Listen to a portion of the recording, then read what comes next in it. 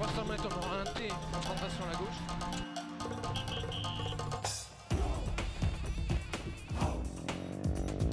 Il n'y a pas de note là-dessus.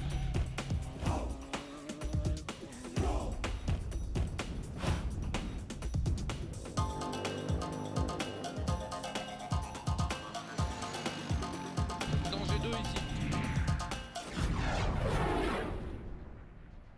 Bonjour à toutes et à tous, bienvenue aujourd'hui une spéciale de 202 km en 2 boucles. Place donc au sable dès le départ pour les concurrents qui vont traverser de larges chottes, puis des ergues, des dunes dorées et enfin un sable terriblement mou.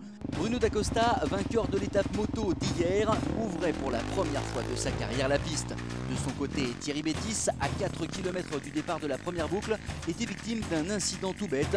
Tuyau d'arrivée d'essence coincé dans le carénage, la Honda du Vendéen commençait à tout sauter. Résultat, de précieuses minutes perdues sur David Frétinier qui s'envolait vers son premier succès de la journée. De son côté, à l'entame de la deuxième boucle, Thierry Bétis et David Frétinier sont à parfaite égalité au cumul des chronos, autant dire que le torchon sportif brûle entre nos deux champions. Dans la deuxième boucle, Frétinier enfonçait le clou en améliorant son temps de la matinée, reprenant par là même le leadership qu'il avait perdu la veille. Il faut beaucoup de lucidité, il faut beaucoup d'attaque, il faut choisir le bon jour, je dirais, pour pouvoir essayer de faire la différence. Donc voilà, c'est aussi pour ça que j'aime cette discipline, parce que c'est très différent de l'enduro et je me fais vraiment plaisir. Alors qu'au deuxième tour, Thierry Bétis chutait sous les yeux de Bruno D'Acosta à 30 km, hypothéquant toutes ses chances de refaire son retard. GPS cassé. Le pilote Honda sort un peu chiffonné de cette chute. C'est pour lui vraiment une sale journée. Michel Marchini signait le deuxième temps de l'après-midi et reprenait quelques minutes à Bruno D'Acosta au général. 5e de l'étape et 6e au général. Michael Pisano se fait plaisir aujourd'hui, surfant sur les dunes, retrouvant ses marques du Tunisie. En auto, l'ambiance est aussi électrique ce matin avec dégonflage des pneus, plaques, pelles, sangles. Certains ont même dû sortir l'arsenal du parfait galérien pour braver les dunes. Le leader du général, Leonid Lodiski, ne dispose que de 3 minutes 6 sur Jean-Louis Schlesser, mais surtout d'assez peu d'expérience dans les dunes. Et malheureusement, le pilote de la Toundra a eu tout le loisir de le vérifier aujourd'hui dans un sable horriblement mou.